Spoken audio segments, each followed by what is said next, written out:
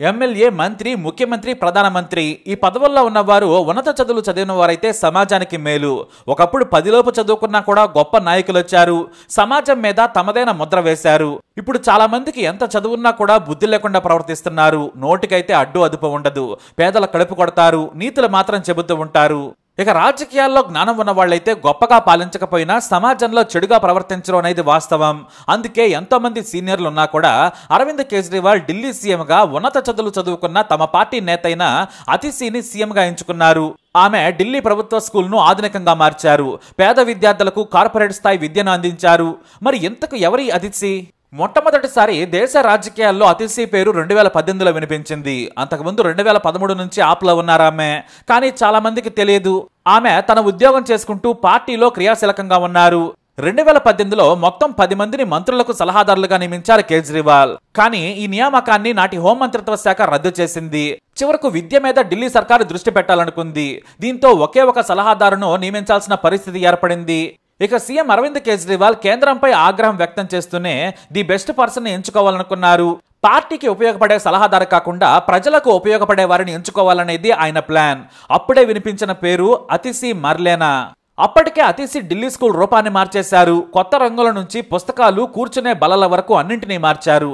ఇక టీచర్లకైతే మళ్లీ బోధనపై శిక్షణ ఇప్పించారు. యూనిఫాముల నుంచి పెన్సిల్ వరకు పిల్లలకు అందజేసి హ్యాపీనెస్ కరికులంను ప్రవేశపెట్టారు అతిశీ.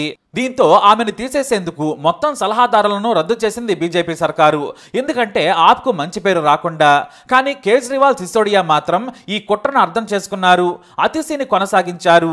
అప్పుడే ఆమె పేరు మీడియాలో మారుమోగింది. ఇటు కేంద్రం కుట్రను కూడా తిప్పికొట్టినట్టయింది. అయినా తనకు ఇచ్చిన సలహాదారు పదవికి 1000 రెట్లు న్యాయం చేశారామె. అలా తెర వెనుక పనిచేసిన తర్వాత ఎమ్మెల్యేగా గెలిచి ఇప్పుడు సీఎంగా ఎంపికయ్యారు. అయితే ఢిల్లీ విద్యను మార్చిన మంత్రిగా సిసోడియాకి పేరొచ్చింది. ఆయన జైలుకి వెళ్లిన తర్వాత కేజ్రీవాల్ కూడా జైల్లో ఉన్న సమయంలో మొత్తం బాధ్యతలను మోశారు. 13 శాఖలను పర్యవేక్షించారు అతిశీ. మంత్రిగా ఆమె ప్రతి డిపార్ట్మెంట్ను ఎంత పని ఉన్నా కూడా సమర్థవంతంగా పనిచేశారు. ఇదే అతిశీని సీఎం చేసేందుకు ఉపయోగపడిందని చెప్పొచ్చు.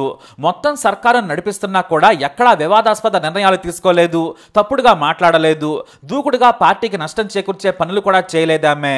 కేజ్రీవాల్కు నమ్మకమైన నాయకురాలిగా పేరు తెచ్చుకున్నారు. లేకుంటే మొదటిసారి ఎమ్మెల్యేగా గెలిచిన అతిశీని ఎందుకు సీఎం చేస్తారు? కాకపోతే ఇది అంత సులువుగా అతిశీకి రాలేదని చెప్పొచ్చు.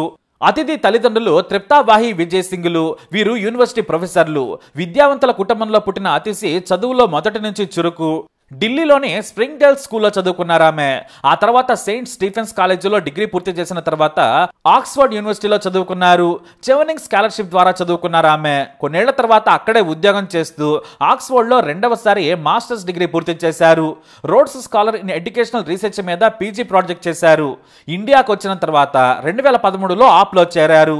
కానీ తాను ఉద్యోగం చేస్తూనే పార్టీకి పనిచేస్తానని చెప్పారు. సమాజ సేవ అంటే చాలా ఇష్టం. కొన్నాళ్ల పాటు ఏపీలోని మదనపల్లిలోని రిషి వ్యాలీ స్కూల్లో పిల్లలకు పాఠాలు కూడా చెప్పారామె. దాని తర్వాత ఎన్జిఓని ఏర్పాటు చేశారు అతిశీ. తన భర్త పర్వీన్ సింగ్తో కలిసి గ్రామీణ పేదలకు ఏదైనా చెయ్యాలని ఆమె మధ్యప్రదేశ్లోని పలు గ్రామాల్లో తిరుగుతూ విద్య, ఉపాధి మీద సాయం అందించారు.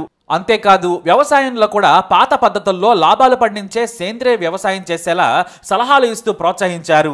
అయితే ఆప్ సర్కారు ఢిల్లీలో పడిపోవడంతో పూర్తి స్థాయిలో పనిచేయాలని కోరడంతో 2015 నుంచి అతిశీ పార్టీ కోసం కృషి చేశారు. అయితే ఆమె రాజకీయంగా ఎదుగుతున్న సమయంలో పార్టీలో విభేదాలు వచ్చాయి. పార్టీని ఏర్పాటు చేసిన వారిలో ఉన్న ప్రశాంత్ భూషణ్, యోగేంద్ర యాదవ్ లాంటి వారు కేజ్రీవాల్తో విభేదించారు. దీంతో వారిని పార్టీ నుంచి తొలగించారు.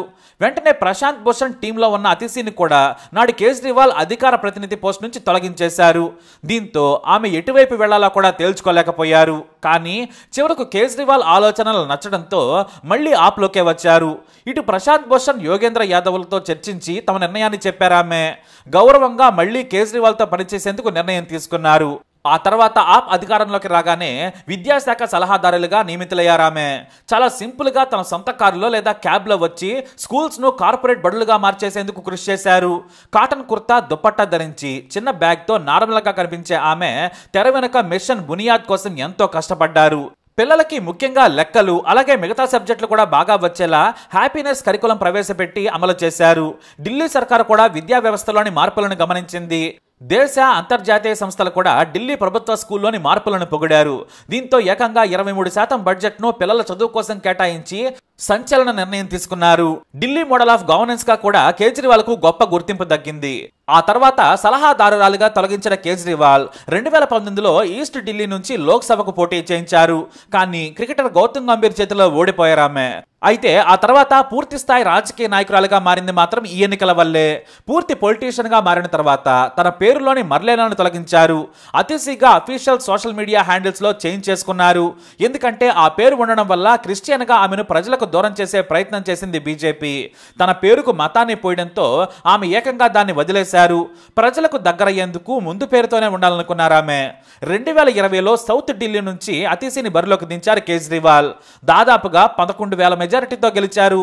మొదటిసారి అసెంబ్లీలోకి అడుగుపెట్టిన అతిశీ పనిలోనూ నిరూపించుకున్నారు. పార్టీకి చెందిన మేనిఫెస్టో నుంచి ఆ తర్వాత ఎమ్మెల్యేగానే ఉన్నా కూడా ప్రభుత్వ పాలసీలను తయారు చేయడంలో అతిశీది అందివేసిన చెయ్యి. బీజేపీకి వ్యతిరేకంగా హిందుత్వ నేషనలిజం పాలిటిక్స్ కు కౌంటర్ ఇచ్చేలా ఆమె ఎన్నో మార్పులు తీసుకొచ్చేందుకు ఆప్ నాయకులకు తెర వెనుక నుంచి సాయపడ్డారు. ఇక పీపుల్ పాలసీస్ తో పాటు ఇతర పేదలకు అవసరమయ్యే కార్యక్రమాల రూపకల్పనలో కూడా అతిశీ ఆప్ లో క్రియాశీలకంగా పనిచేశారు. 2022లో ఢిల్లీలోని జహాంగీర్ పురి మత కలహాలపై ఆమె కలత చెందారు. చాకచక్యంగా బీజేపీ ట్రాప్ లో చిక్కుకోకుండా రోహింగ్యాలు బంగ్లాదేశ్ల వల్లే గొడవలు జరిగాయని వ్యూహాత్మకంగా బీజేపీకి కౌంటర్ ఇచ్చారామె. ఇదే వ్యూహాన్ని కేజ్రీవాల్ ఫాలో అయ్యారు. మత రాజకీయాలతో ఢిల్లీలో బీజేపీ ఒకేసారి ఆప్ ను దెబ్బ కొట్టేందుకు ప్రయత్నించింది. దీంతో బీజేపీకి మరీ ముఖ్యంగా హిందుత్వ రాజకీయాల ఎగదోస్తున్న మోడీ షాలకు గట్టి కౌంటర్ ఇచ్చేందుకు అతిశీ ముందుకొచ్చారు. భారత కరెన్సీ నోట్లపై లక్ష్మీదేవి గణేశుడి ఫోటోలను ప్రచురించాలని కేజ్రీవాల్ డిమాండ్ చేశారు. ఇది భారత ఎకానమీని కూడా ముందుకు తీసుకెళ్తుందని చాలా తెలివిగా దాడి చేశారు. అయితే దీని వెనుక కూడా అతిశీ ఉన్నారు. కేజ్రీవాల్ ను ఆప్ ను బలంగా జాతీయ మీడియాలో డిఫెండ్ చేసిన వ్యూహం ఆమెదే. అయితే ఆప్ ను దెబ్బ కొట్టేందుకు బీజేపీ ఒకటి కాదు రెండు కాదు ఎన్నో వ్యూహాలు పన్నింది. చివరకు లక్కర్ స్కామ్ వలన ఆప్ కు మరీ ముఖ్యంగా కేజ్రీవాల్ కు ఆయుపట్టుగా ఉన్న మంత్రి సిసోడియాను మార్చి 2023లో లిక్కర్ కేసులు అరెస్టు చేశారు. దీంతో అతిశీ అవసరం కేజ్రీవాల్ కి ఏర్పడింది. వెంటనే కేజ్రీవాల్ ఆమెను కేబినెట్ లోకి తీసుకొని ఒక డిఫెన్స్ లైన్ ఫామ్ చేసేశారు. ఢిల్లీలోని విద్యాశాఖ నుంచి ప్రతిదీ ఆమెనే పర్యవేక్షించారు. చివరకు సీఎం కేజ్రీవాల్ కూడా జైలుకి వెళ్లడంతో ఆప్ కు అతిశీ ఆశాదీపమయ్యారు. ప్రభుత్వం మొత్తాన్ని ఆమెనే నడిపారు. సిసోడియా, సత్యేందర్ జైన్, కేజ్రీవాల్ సహా ఇతర మొత్తం 13 శాఖలను పర్యవేక్షించడమే కాదు అధికారులతో పరుగులు పెట్టించి పని చేయించారు. ఎందుకంటే అప్పటికే ముందు చూపుతో Kejriwal political affairs committee member గా చేర్చుకున్నారు. ఇది పార్టీ ప్రభుత్వ నిర్ణయాల్లో పాలసీ డిసిషన్ తీసుకునే హైయెస్ట్ బాడీ. ఆమె సొంతంగానే నిర్ణయాలు తీసుకుని ప్రజలకు ఇబ్బంది రాకుండా ప్రభుత్వాన్ని నడిపించారు. ఇక సీఎం కేజ్రీవాల్ కు సెప్టెంబర్ 13న బెయిల్ మంజూరు చేసింది. కానీ ప్రభుత్వ ఆఫీసులకు వెళ్లొద్దని కండిషన్ పెట్టడంతో తాను సీఎం కు రాజీనామా చేస్తానని సంచలన ప్రకటన చేశారు కేజ్రీవాల్. దీంతో ఎవరిని ముఖ్యమంత్రిగా చేయాలనే దానిపై కేజ్రీవాల్ కు పెద్ద సమస్యగా మారింది. ఎందుకంటే 2025 ఫిబ్రవరిలో అసెంబ్లీ ఎన్నికలున్నాయి. ఇప్పుడు ముఖ్యమంత్రి సరైన అభ్యర్థి ఉంటేనే ప్రజల్లోకి వెళ్లగలం. అప్పుడే ఎంతో మందిని పరీక్షించారు ఆయన. సీనియర్లైన గోపాల్ రాయ్, కైలాష్ రాయ్, కేజ్రీవాల్ సతీమణి సునీతా కేజ్రీవాల్ తో పాటు అతిశీ పేర్లను కూడా పరిశీలించారు.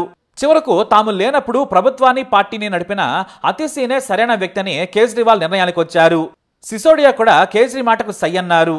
దీంతో పార్టీ సమావేశం ఏర్పాటు చేసి ఆప్ నేత దిలీప్ పాండేతో అతిశీ పేరును ప్రతిపాదించేలా నిర్ణయం తీసుకున్నారు. ఆ తర్వాత కేజ్రీవాల్ బలపరచడంతో అతిశీనే సీఎంగా ఉండాలని ఎమ్మెల్యేలు బలపరిచారు. అలా అతిశీ ఏకంగా మొదటిసారి ఎమ్మెల్యే అవడమే కాదు ఎన్నో శాఖలను చూసుకున్న ఆమె పార్టీకి వెన్నెముకగా మారారు.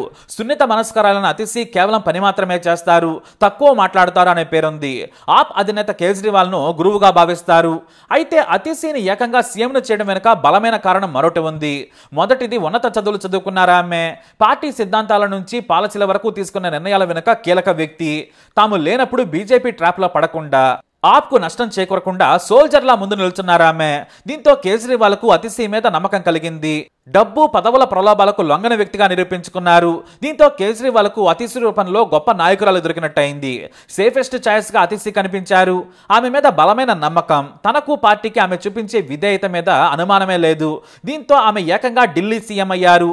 మరి ఆమె భవిష్యత్తులో ఎలా పాలన చేస్తారు? ఎన్నికల తర్వాత ఆప్ లో ఆమె రోల్ ఏంటనేది మాత్రం ముందు తేలనుంది. కానీ 10 ఏళ్ల నమ్మకం, కష్టం, తెలివి, జ్ఞానాన్ని పార్టీ కోసం, ఢిల్లీ ప్రజల కోసం, ప్రభుత్వం కోసం చేసిన శ్రమకు ఇది తగిన గుర్తింపు. ఇంత ఉన్నత విద్యావంతురాలు, పేదలకు సేవ చేయాలనే మంచి ఆలోచన ఉన్న అతిశీ మరిన్ని ఉన్నత పదవులు అధిరోహించాలని ఆశిద్దాం. మరి ఢిల్లీ సీఎంగా ఆతిసి మీ అభిప్రాయాన్ని కమెంట్ ద్వారా తెలియజేయండి. వీడియో అప్డేట్స్ కోసం మై ఛానల్ ఫాలో అవ్వండి. అలాగే తప్పకుండా సబ్స్క్రైబ్ చేసుకోండి.